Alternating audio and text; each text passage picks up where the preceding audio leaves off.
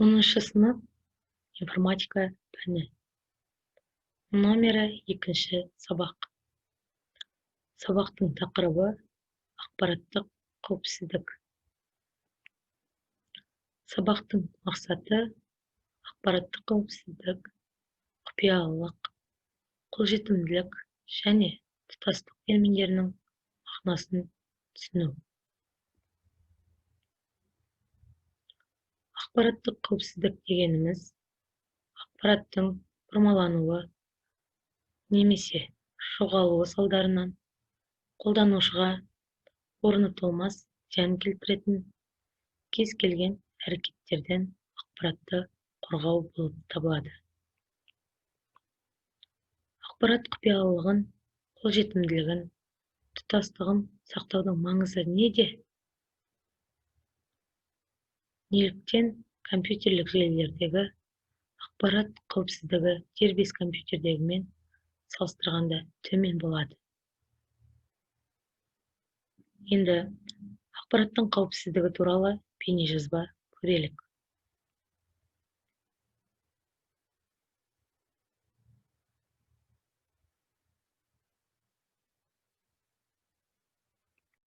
Документолог компаниясы 12 жылдан астам уақыт бойы электрондық құжат айналымы жүйесін әзірлеумен айналысып келеді. Жүйені пайдаланушылардың деректерін қауіпсіздікте сақтау әрдайым басымдыққа ие, сондықтан компания ақпараттық қауіпсіздікті қамтамасыз ету бағытында қарқынды жұмыс атқаруда. Өткен жылдан бастап документолог компаниясы мемлекеттік органдар мен бизнес арасында электрондық құжат алмасу қызметін енгізді. Ал биылғы жылы ол Ресей нарығына шықты. Бұл мүмкіндіктер компанияға клиенттерінің деректерін қорғау үшін үлкен жауапкершілікті жүктейді. Сондықтан жүйе қауіпсіз болуы қажет. Біз жүйе пайдаланушыларынан қай жерден жүйеге кіргенін көріп отырамыз. Егер пайдаланушы басқа елден немесе күдікті IP мекен-жайынан кірген болса, оған тосқауыл қоямыз. Егер де пайдаланушы бұрыс код енгізсе, біздің қауіпсіздік жүйемізде ол жағдай көрсетіліп, ақпаратты қорғауға тез арада әрекет етеміз. Ақпараттық қауіпсіздік документолог жүйесінде 3 деңгейде қамтамасыз етіледі. Инфрақұрылым бағдарламалар деңгейінде және жүйені қолданушылар, яғни адамдар деңгейінде. У нас дата-центры находятся. Біздің дата орталықтар 3 қалада орналасқан. Егер бір дата орталықта оқыс оқиға болса, ақпарат жүйеден жоғалмайды. Оны басқа дата орталықтар арқылы қалпына келтіре аламыз. Бұл инфрақұрылым деңгейіндегі қауіпсіздік. Екіншісі бағдарламалар деңгейіндегі қорғаныс. Сіз өзіңізге құпия сөзді тағайындаған кезде, жүйе сізге жеңіл құпия сөзді қоюға рұқсат етпейді. Үшіншісі, өз логиніңіз бен құпия сөзіңізді білгеннің өзінде де жүйеге бірден кіре алмайсыз. Себебі біз 2 факторлы аутентификация жүйесін қолданамыз. 2020 жылы документолог өзге шетел нарықтарына шығуды көздеп отыр. Сол себепті жүйені одан әрі дамытып, оның ақпараттық қауіпсіздігін күшейту жұмысы үнемі жүргізіледі. Гүлзия Нақыпқызы, Хабар 24.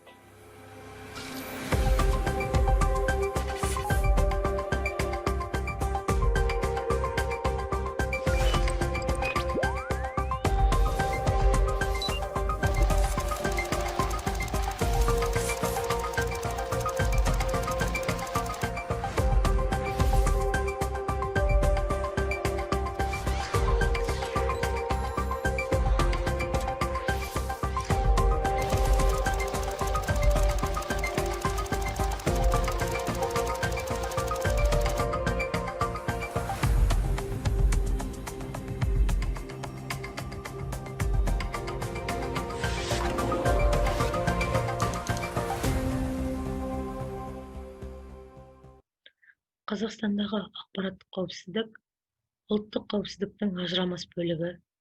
Мемлекеттің ақпараттық тәуелсіздігі, мемлекеттің тұрақты дамуы, адамның және адамзаттың құқықтары мен мүдделерін Қазақстан Республикасы ақпараттық кеңістігінен ақпараттық саладағы қоғам мен мемлекеттің қолға алу жағдайы болып табылады.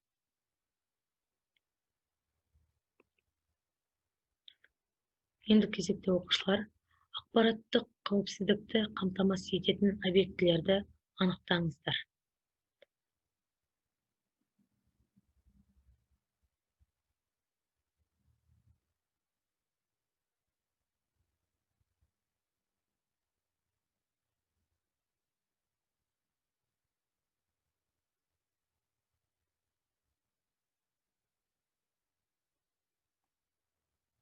Ал енді тексеріп көрейік. Ақпараттық қауіпсіздікті қамтамасыз ететін объектілер зияткерлік меншік, адамзаттардың дербес деректері, ақпараттық ресурстарды сақтау жүйелері, яғни кітаптар, мұрағаттар, базалар, деректер банк және тағы басқа. Спутниктік базалық жүйе, телекоммуникациялық желілер, қоғамдық сана, яғни саяси көзқарастар, моральдық құндылықтар, және де алушылар патенттелмеген технологиялар жатады.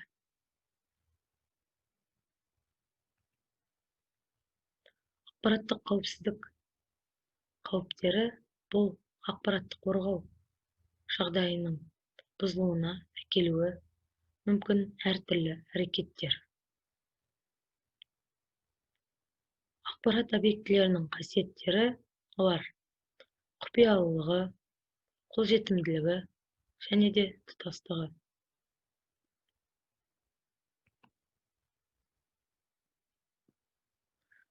Құпиялылығына ақпаратқа қол жеткізу құқығы бір адамда ғана болуы тиіс. Мұндай құқығы жоқ адамдарға ақпаратқа қол жеткізу жабық болып табылады. Қолжетімділігі бұнда ақпарат қажет болған кезде қолжетімді болуы керек. Бірден және тез. Тұтастығы ақпарат дұрыс болуы керек. Оны әдейі бұрмалауға және өзгертуге болмайды.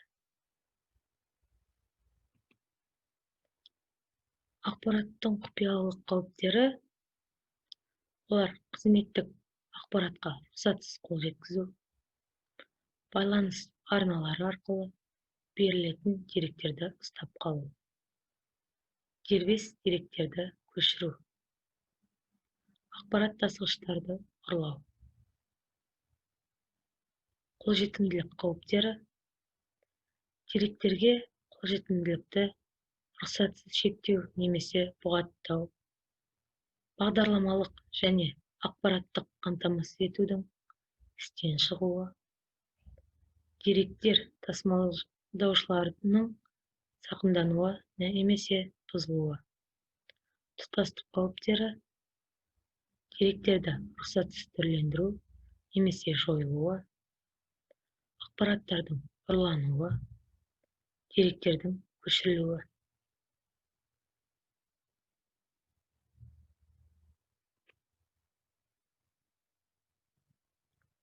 Оқушылар ендігі кезекте тақырып бойынша тапсырма орындасаңыздар.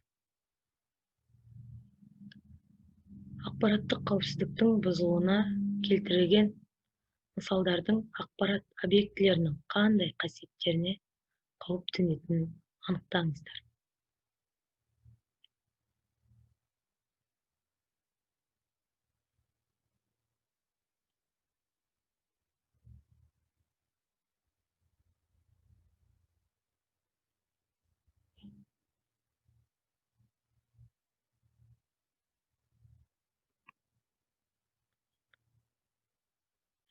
Егер сіз құпиялылық, қолжетімділік және тұтастық терминдерінің мағынасын түсінген болсаңыз, онда сіз ақпараттық қауіпсіздік сабағын түсіндіңіз.